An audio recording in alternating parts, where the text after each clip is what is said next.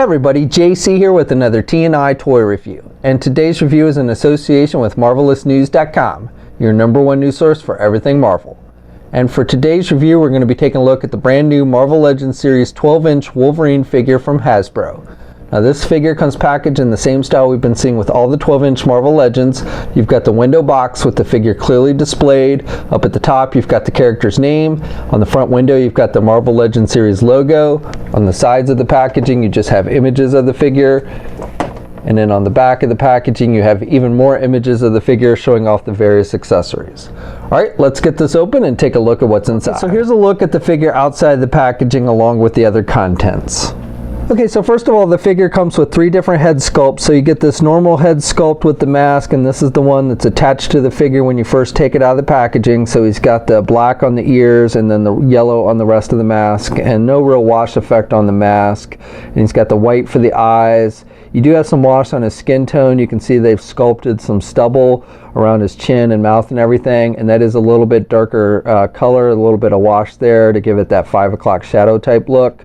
So I do like that detailing. And then he's got a second masked head with battle damage. So this one has rips on the top of the mask, and you can see his hair kind of sticking out there.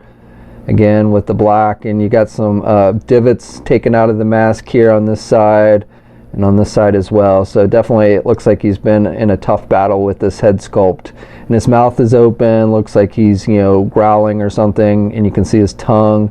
And I like the way the teeth are sculpted. I do have a little bit of a paint blemish on this one tooth. Looks like some pink from his tongue got on the tooth there, but overall still looks pretty good. And then again with the stubble that's been sculpted with the 5 o'clock shadow, so nice detailing with that. The third head sculpt is an unmasked head, and I really like this one. I think they've done a good job of capturing Logan's look from the comic book. I like the skin tone. Again, you got the stubble here on his chin and a little bit of wash effect there, and I like how the eyebrows look with the eyes. You got a little bit of blue on there with the eyes, so nice detailing there. And I like the way the hair is sculpted. You got this little piece that sticks down. So again, looks very true to how Logan looks in the comic book. And then with this unmasked head, they've also included this mask piece that you can put on the figure, so it looks like he's pulled the mask off and it's hanging on the back of his neck. And switching out the heads is easy. You just pop off the head you want to replace, and it's attached with the ball joint. Now if you're going to use the unmasked head and you want to have the pulled back mask, you want to put that on first, and again it'll just kind of hang back there so it looks like he's pulled the mask off his head, and then you just snap on the unmasked head and it should pop on there pretty easy and fit nice and tight. The figure also comes with 2 different pairs of shoulder pads. So you get a normal pair, and these are the ones that are attached to the figure when you first take it out of the packaging. And then you get this pair of battle damage ones. These go along with the battle damage head sculpt. So this one you can see it's got some holes in it and some scratch marks. This one isn't quite as battle damaged. It's just got a few scratch marks in it. And then basically how this works is you've got the holes on his shoulders here on the front and the back, and you just plug in whichever pair that you want to use, and then basically you just want to fit those pegs into the holes. Now one thing I've noticed with these is they can be kind of loose and have a tendency to kind of fall down like that, which looks kind of funny because you get that gappage.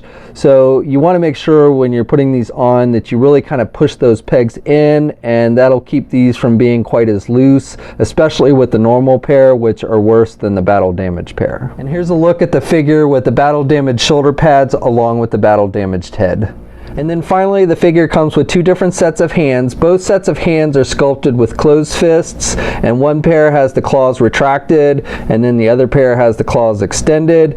That's the only difference between the 2 sets of hands, but I do like the sculpting detail in the gloves with the line work and everything. And then you got the little nubs that stick out with the metallic silver that stick out on his knuckles. So I like that, and that's with both sets. It's just with this set you've got the claws. Now you can actually, these claws are removable, so if you just want to say have one claw extended, you can remove the other 2 and they just kind of plug in with a little peg. So I like that. I also like the fact that the claws, the plastic is pretty hard, and these claws are pretty straight, so you don't have to worry about them getting warped too much or anything like that. and they easily plug into the holes. Now you do get holes showing when you remove the claws. That's the only downside, but again, I do like the fact that they made the actual claws removable, even though they also then gave you the pair of hands without the claws at all. And then And switching out the hands is easy. You just pull out the hand that you want to replace. You've got the little peg on the hand and the hole in the arm, and then you take the hand that you want to replace it with and you just push it in, and it goes in pretty easily and does fit nice and tight. Okay, so for the figure itself, I think they've done a pretty good job here. Obviously he's wearing his tiger striped outfit with this figure. My only complaint really comes with the shoulder pads can sometimes have a tendency to fall down, which looks funny when that happens. The best way is just make sure you push these in tight so that they don't fit loosely on the figure.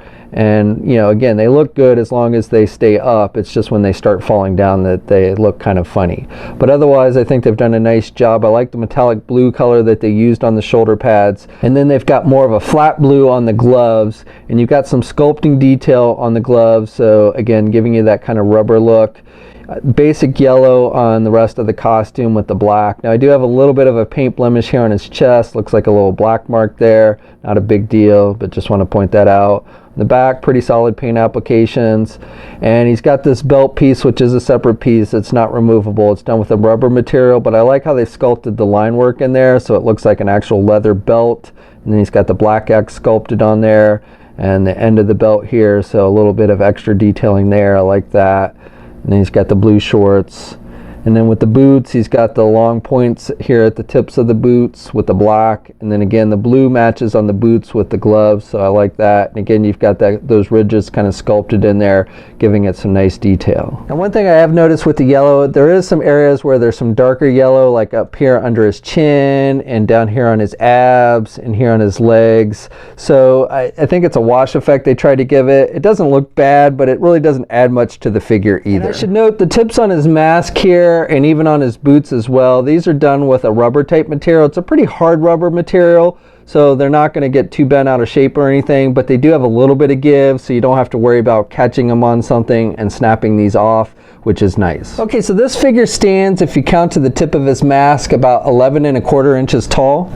Okay, and here's a comparison with the 12-inch Marvel Legends Captain America figure and Deadpool figure, and you can see both of those are taller than Wolverine, so the scale between these three seems to be pretty good. And then finally, here's a comparison with the older Toy Biz 12-inch Wolverine figure.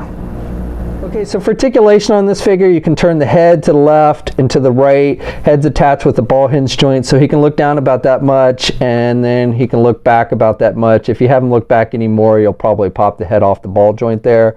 Arms attached with your standard ball hinge joint there at the shoulder, so he can get his arm out about that much. Again, these shoulder pads are articulated, so they don't really limit too much of the arm movement. You can rotate there. Also, he's got the butterfly joint, so you get back and forth movement there at the shoulder. He's got a bicep swivel. He's got a double hinged elbow, so he can bend his elbow pretty good. And then he's got rotation at the wrist and hinges on the hand, so up and down movement with the hands. And then you've got this midsection joint, so you've got some rotation there at the midsection. You also get some clicky noise there when you rotate there. You can pivot to the left and to the right there at the midsection, and then you can crunch down a bit. Also, he's got an actual ab crunch joint, so he can look down about that much, and then he can look back pretty good there at the midsection as well. He does not have a waist swivel. Legs are attached with ball joints, so he can do the splits about that much. He can get his leg forward that much, and then he can do his leg out and back. He's got a thigh swivel. He's got a double jointed knee, so good bending there at the knee. And then he's also got a boot cuff swivel. Hinges on the feet, so up and down movement. He does have ankle pivot. Also, he has toe articulation, so you can get the toe up and you can get the toe down, and then 2 peg holes on the bottom of the feet. So that's my review. So overall, I'd say this is a pretty nice figure. In fact, it's probably one of the nicer 12-inch Marvel Legend figures that they've done. I like the 3 head sculpts that they included. I think all 3 look pretty good. I like the fact that they gave you 2 sets of hands, one with the claws and one without, and also that you can actually remove the claws on the pair that have them. I think the overall paint applications are pretty basic. They didn't paint the hair on the arms, but I like the fact that they actually sculpted the hair on there. I think that looks pretty good overall. And again, very basic paint applications, but solid for the most part. So if you're a fan of Wolverine and you like the 12-inch figures, I think this is one you'll definitely want to check out. Now this figure is available now. It's started to hit places like GameStop, and you can also pre-order it at places like Big Bad Toy Store. We'll have a full image gallery up at marvelousnews.com. There'll be a link in the video description below. As always, leave a comment. Let me know what you think. If you're so inclined, please like the video. Also, please subscribe to the channel if you haven't already. You can also follow me on my Facebook, Twitter, and Instagram accounts. It's a good way to keep up with me. And until next time, guys, I will catch you later.